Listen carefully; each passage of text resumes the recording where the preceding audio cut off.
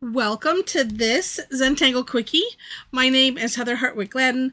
I'm a certified Zentangle teacher, and today we're going to take a look at the tangle Nanci from CZT Barbara Duel Johnson. I had to look because we went back and forth with tangles with names for a while. It was kind of funny. I think I'm gonna might have to make a playlist or a category with actual names. But anyway, it's a really neat tangle. I had to, like I said, I had to make sure that we hadn't done this one because we have done a lot from our friend Barbara Duel Johnson. All right, so this is a grid pattern. And honestly, you could do one box of the grid just as a giant reticula or a centerpiece because it is just gorgeous. But I'm going to do it here as a 4 square, and I'll do 1 square complete first, and then at least that's what I'm thinking, and then fill in the rest. All right, and I think I'll start right down here, which is odd for me, but I'm gonna. So this starts with an orb in the center, like so. Then it's like we're going to put an X, in that box, but excuse me, hollowing. I don't know why I don't know, my voice is being weird. Hollowing behind that orb, like so. And just by the way, if you don't know what I mean by hollow is a tangle. It's also a technique. And it's the technique of drawing behind. So as you notice, when I come to the orb, to that first line, I pick up my pen and carry it over as if I'm drawing, but I'm not, and then just continue on the other side. Although this one, I mean, it does help to get it there, but you could kind of shift it if your boxes are like mine and not necessarily square. But in my mind, it's nice to have it where it looks like it's behind. This tangle, I don't think it's actually, I don't think it actually matters that much because we have a lot of other stuff to do. All right, now, which way do I want to draw this? Well, I started with it down here, but I think I'm going to do it this way. Okay. So the next step, and this is what's fun, is because if we treat this as one thing, and then it becomes a fragment, and then you can have it alternate in each box and see what cool meta patterns happen from it. All right. Next step is we're going to trace a little bit over this line here. We're essentially doing like a curlicue, and I'm eyeballing the center. And again, it's another it really doesn't matter thing. This one makes me think of my favorite tangle, Flourish, except that this part is going against a seed shape, but it doesn't matter. It just makes me think of it. All right, then same on the opposite side, and just on the opposite side. And the nice thing about this is, yeah, if you eyeball and it's not quite, at least if you're close one way or the other side can make up for it. And in the end, you won't remember which side was, good or bad or otherwise. All right. So we'll do that in each thing. And it's, like I said, pick a side and we're going on opposites. Now, the ones that are open, we're just going to put a line kind of dividing, right? And then subdividing those sections like that. Same thing on the other side.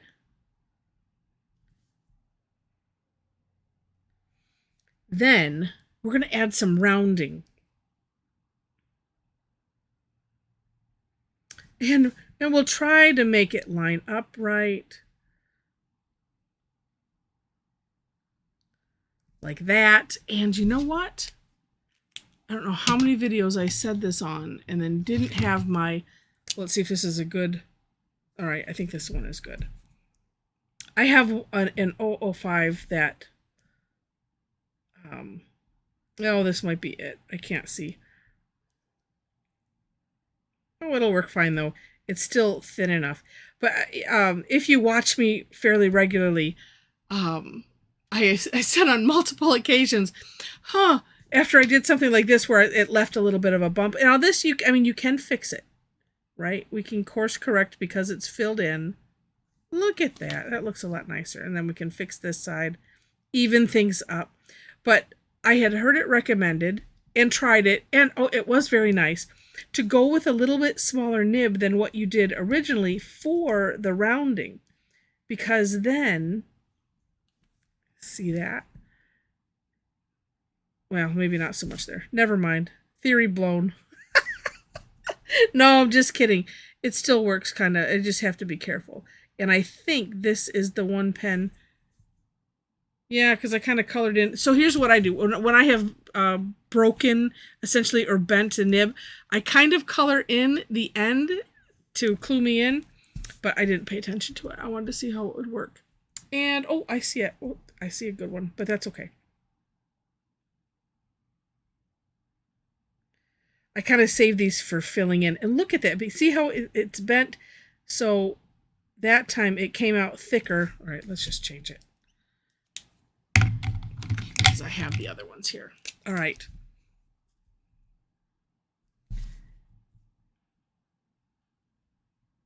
Like that. So we're just doing the rounding. It just makes it a little easier. So if you're using a little bit smaller nib than what you did to draw the lines, we be serious for a moment. Then logic, I guess, would have it that as I'm tracing over, I'm not going to have the that bump that I always complain about in there. And it does seem to work good. And then we're just filling in. So it's just a great excuse for why you need to have an 005 or 2, or even an 003, because there is, I think that's this, I'm not sure if that's the smallest. Where I get them from, that was the smallest that they had at blick.com. All right. And that is essentially it. So we're going to continue this fun. And like I said, you could take this and then you can put it whatever direction you want it to go. Really, you have two choices, right? It's either this way or it's with the curly cues, going this way. What I'm going to do is I'm going to have the curly cues kind of go back to back. And then this go back to back, because that creates a neat shape.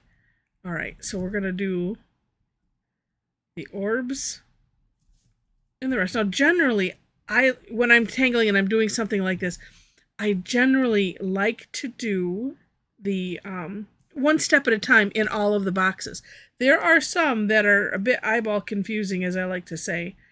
And, like my favorite, Flourish, that there's just, it's not that the steps are hard or the strokes are hard.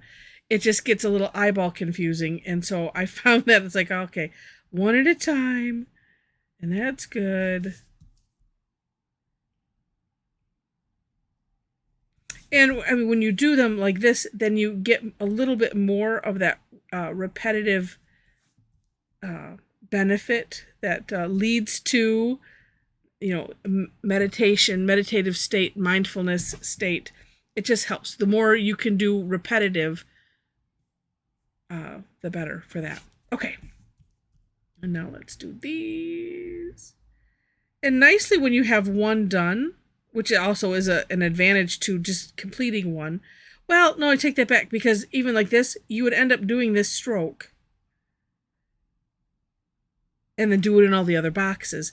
And this way, once you have one, then you're kind of lining up the other ones. And it makes it a little bit easier. And it's just nice. Go slow. Enjoy the strokes.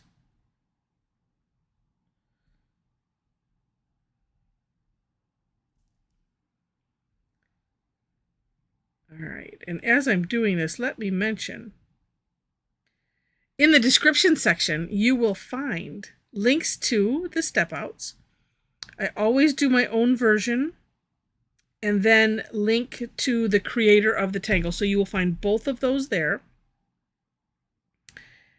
And below that, and you want to make sure to check it out, because actually, and as I pause here to go and just take another peek.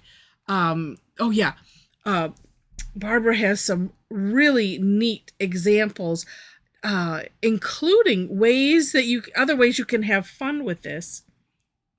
Some variations or tangulations on this concept. So it's always a good idea to go take a look at that. All right. And that's why I like to share it. I mean, not only that, but I've found, I'll find tangles that I like, and I was surprised that it seems like I have trouble finding a step out. And I'm like, okay, doesn't seem like it should be that hard, but so then it just takes a little extra looking, extra research. But a lot of times if the tangle's worth it, then I put in the extra effort to make sure to get it out and get something from that the tangle creator's hand. I don't know, maybe I'm silly for that. It doesn't matter if I am or not, because I'm not going to stop doing that. No matter what. All right. And then we just have our rounding. But even without the rounding, I'll just do this one first. And this same thing, you can kind of match up the lines. It's kind of neat to do that. Oh, I was also thinking on this, instead of doing rounding, which I think looks really, really neat, and I'm partly tempted to do, even this one, just this side of this one, because that creates a neat kind of flowery effect. But if you have done, there are several that utilize this technique where it's just thickening the line, either one side or the other, or kind of both, but where you might come down a little ways. The Zentangle Original Tangle Mycelium uses that. The Tangle Puyang, also from Zentangle, uses that. Pepper, that's a classic Zentangle tangle, and actually I think it was I've seen that technique being referred to as peppering from that tangle.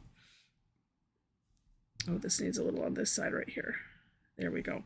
And so you could do maybe that instead, as a variation or something. But see, and depending on the look that you're going for, you don't have to do that if you don't want to, because this looks plenty neat as it is. I'm going to go ahead and do it so that way it's all the same. But I just share that to give you some ideas. All right. And then we'll do some shading.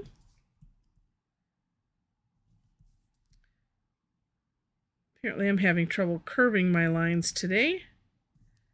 But it still works fine.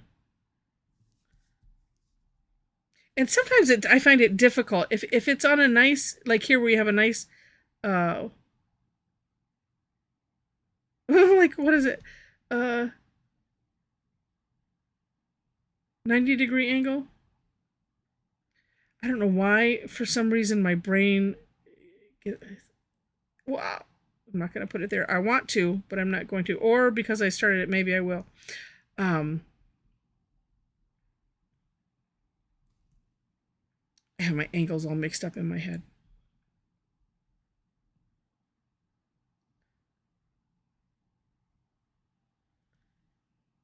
Okay. Ugh.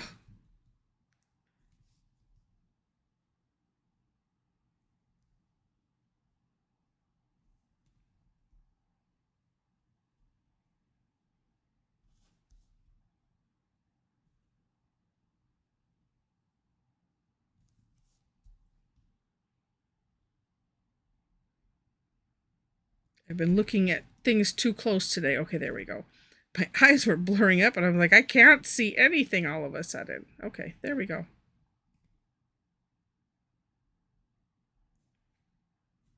So nice. All right, let me fix this one. That's where it was. Okay, there we go. Oh, here. All right, now for some shadings. Let's, well, you know, here's one thing that I like to do, right, is to put some graphite where lines come together. And I'm just going to do them on this side of the orb. I mean, not, you could do it could do all the way around the orb if you want to. Did all the sides? Yes, I did. Okay. And we'll bring it up just a little bit.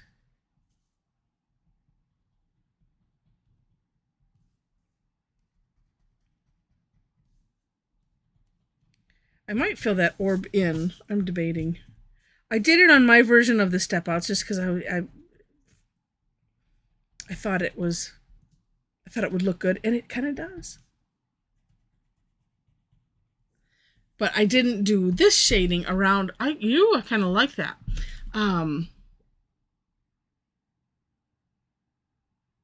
Yeah, so in my version of this step out, I put it along the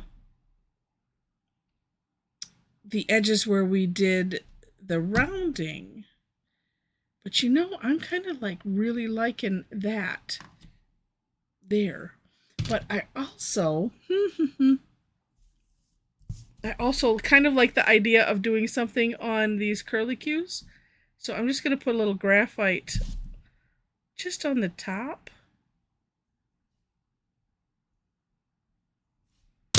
I you know, in my mind, part of me says, you know, you should just leave well enough alone. Oh, but that's no fun.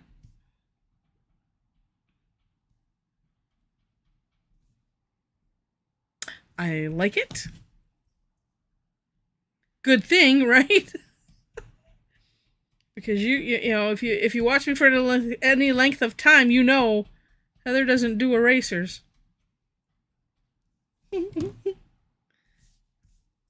Just needed something a little extra in my mind.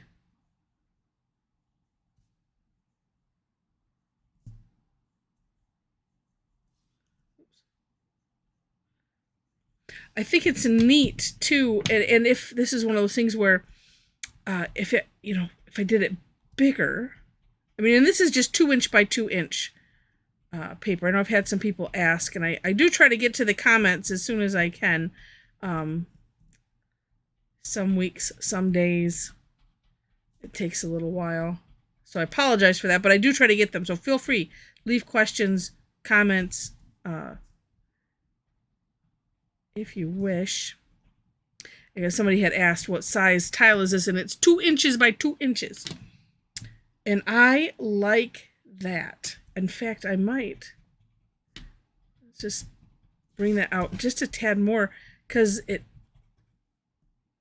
oh, yes, wait, let's see, where's that? Yeah. And just a side note on the shading, if you go a little more dramatic, you know, a little darker, a little heavier, it creates a really, really neat effect. And I'm just adding with whatever's left on my Tortillion. But here, well, let me show. Let's just do it. So let's add just a little bit more. And sometimes you could just do this. So you add it where you want it the darkest. And then don't necessarily bring it out fully to where you have it. Just make it so it creates a little bit better gradient. And keep that darkness right where you want it. Well, let's do both of these sides. And then flip it.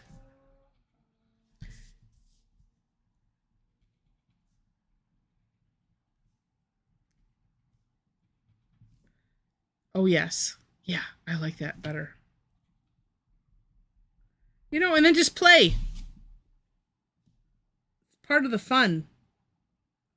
So I don't know. What do you think? Oh, fill in the orbs. Don't fill in the orbs.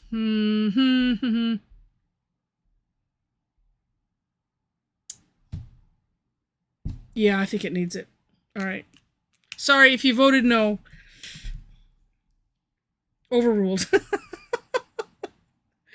Oh, but let's make sure to add a little shine.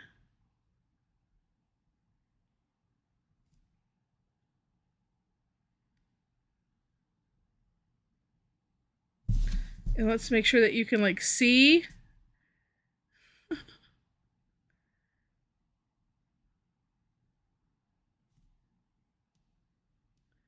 we go.